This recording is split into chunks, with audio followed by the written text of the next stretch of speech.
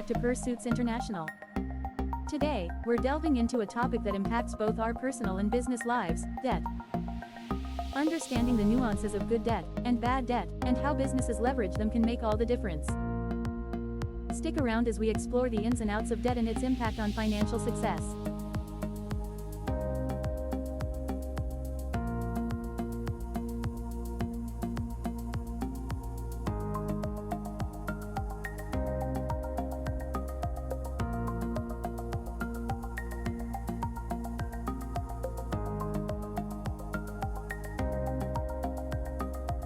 Debt is thus a double-edged sword misused by those who favor it over their shrewdness. In other words, debt pairs up a growth ally for cautious users against an adversary for enthusiasts. Skillfully straddle the thin line between desirable debt and excessive debt to carve a path towards an enriching financial life. What is debt? Let's start with the basics. Debt, in its simplest form, is borrowed money that must be repaid over time. A debt is a financial obligation that stems from any organization, firm, or individual who obtains money with the promise to pay back the loaned amount including interest over some time, for instance company borrowing too much capital which will have to repay with interest. It may be considered a tool to allow individuals or entities to have access not only to funds immediately available but also beyond their means. The various ways that have been used successfully to obtain this borrowed money include personal expenditure, investment purposes, or business ventures. Distinction between good debt and bad debt. Good debt. Purpose. Good debt is what a company tries to incur, knowing that it will end up developing long-term value or returns. It is a management financial decision that ensures possible changes in the position of an individual. Examples: education, having a student loan that would be used to invest in top education and becoming better as well as increasing the income. Real estate, getting a home or gaining a loan mortgage to buy property that may increase in value shortly. Business expansion, usage of loans to power businesses pursue investments that lead to growth and productivity by reproduction of capital. Bad debt. Purpose. The common types of bad debts involve taking out loans for unnecessary or fast depreciating products that do not add up to long-term financial wealth. It has been linked with the tendency to spend impulsively. Examples: high-interest credit cards, increasingly accruing debt on credit cards as a result of making unnecessary and unplanned purchases, especially for products having high interest rates. Consumer loans for depreciating assets, borrowing to buy some stuff that depreciates before one can pay back the loan, for e.g. luxury goods or a vehicle. Short-term, high-risk investments, the speculative nature of such investments and the lack of a coherent strategy for which to borrow money is one element that would hinder economic growth. Good debt versus bad debt. Good debt. Good debt is an investment in your future, a growth ladder that will see you through long-term financial success. The debt you owe from your strategic activities becomes beneficial, a weapon for becoming wealthy. With a mortgage, for example, you're not simply purchasing real estate. That is a property investment which normally increases debt financing, or debts are many ways of stimulating the growth of a business, which generates more turnover and makes an operation sustainable. Even education does not differ from any other field such as investment, which is an investment in oneself. Student loans, if properly used, open access to even more knowledge and higher revenues. Fundamentally, what makes debt right then becomes a question of calculated choices that help one shape their financial terrain correctly. Bad debt. On the reverse side, bad debt could be viewed as a financial obstacle that makes your path to well-being. Non-essential items like high-interest credit card debt is an example of one such non-recurring economic liability. Imagine going into debt against useless items such as injuries and then buying more of the same things that quickly perish or provide only temporary enjoyment. The interest on such debt does indeed tend to accumulate, thus becoming a huge overhang, bad for your financial health. The debt that is referred to as bad debt may be related to loans where one borrows money for non-essential requirements and most of them do not contribute positively towards a person's financial health or future earnings potential. Identifying and avoiding such disadvantages, therefore, proves crucial in staying away from the poor outcomes associated with terrible debts.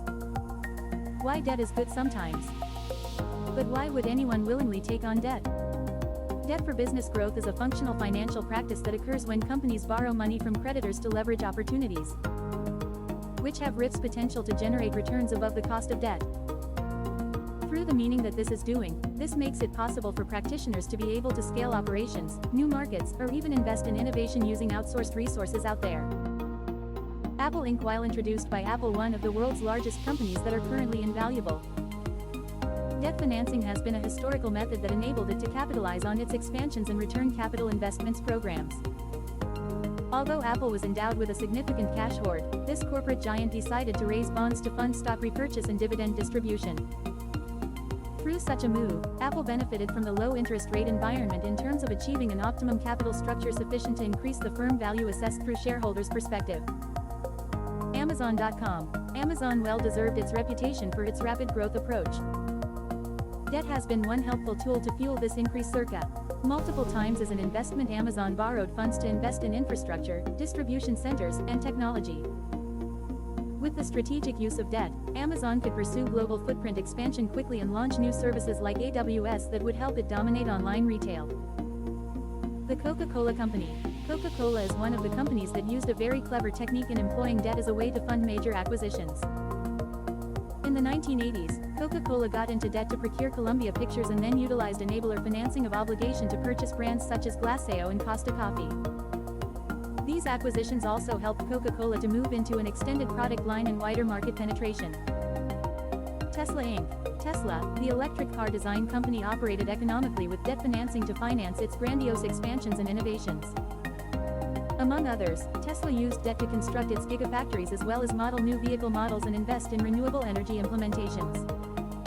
Debt strategy has been a core part of the company's development since its inception. An aspect that has helped to turn it into one of the world leaders in the sustainable energy fraternity from the little-known niche electric car maker. Business expenses and debt. Businesses, much like individuals, use debt to manage day-to-day operations. Businesses strategically use debt to manage day-to-day operations, ensuring smooth functioning and continuity. This involves covering essential expenses like payroll, inventory, and fluctuating cash flows. It's crucial to distinguish between necessary expenditures, such as raw materials and employee salaries, contributing directly to core functions, and discretionary spending, like office upgrades or extravagant marketing, which may not be integral to immediate operations. Necessary expenses ensure stability and continuity, while discretionary spending, funded through debt, requires careful consideration of potential returns against immediate financial strain. Distinguishing between the two safeguards businesses from accumulating excessive debt for non-essential purposes, preserving financial health. By channeling debt toward vital operational needs, businesses strike a delicate balance between growth and fiscal responsibility, ensuring resilience in the face of uncertainty. Leveraging equity. But it's not just about debt. Leveraging equity is another avenue businesses explore. The practice of equity financing, that is the use of equity as an alternative to costly debt, crystallizes around from a company's stocks, shares when seeking to raise capital. While they may decide not to borrow money from lending institutions, businesses here choose to sell a stake of their shares to get finances through funding. Such a method is also marked with its special strengths and of course weaknesses. Advantages of leveraging equity: no debt repayment obligation. In contrast to debt financing, the factual circumstances of equity funding do not imply regular interest installments or obligations to repay a principal. This may help reduce the pressure of money on a business, especially when economic times are not good. Shared risk. Exchange capitalists who invest through equity financing acquire interests in the business. This way, they take a share of both the risks and the benefits of how well the company does. In case the business does well, then investors are rewarded, and in case there is the need for the liquidation of assets they have invested on, share part against this loss. Expertise and networks.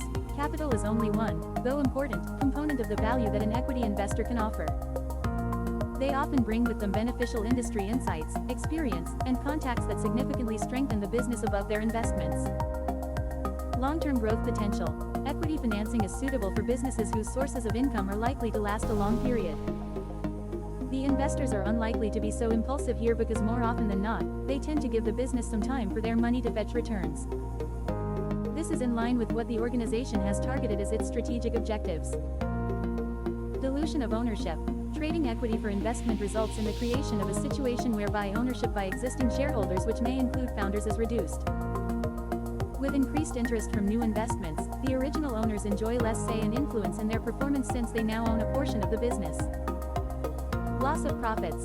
Equity is very different from either debt, where interest payments are fixed, or hedge funds. In other words, as the business begins to make more profits, therefore it is necessary for the owners of this business to part with some share of their profit and give it out to equity investors. Strategic decision conflicts. With more stakeholders involved, there is a potential for conflicts of interest. Equity investors may have different ideas about the strategic direction of the business, leading to disagreements with the original management team.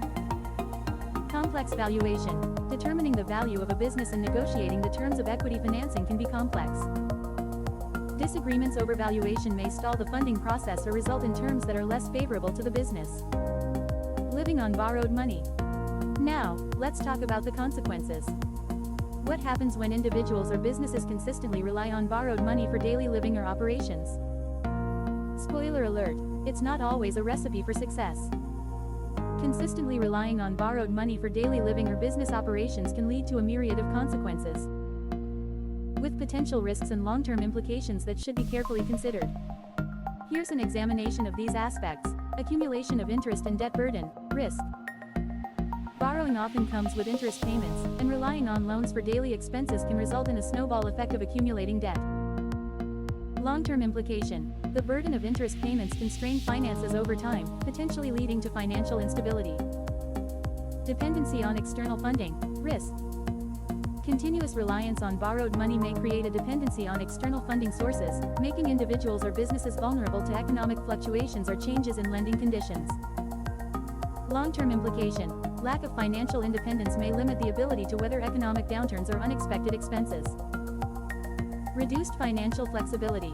Risk. Constant reliance on borrowed funds may restrict financial flexibility, limiting the ability to seize investment opportunities or navigate economic challenges.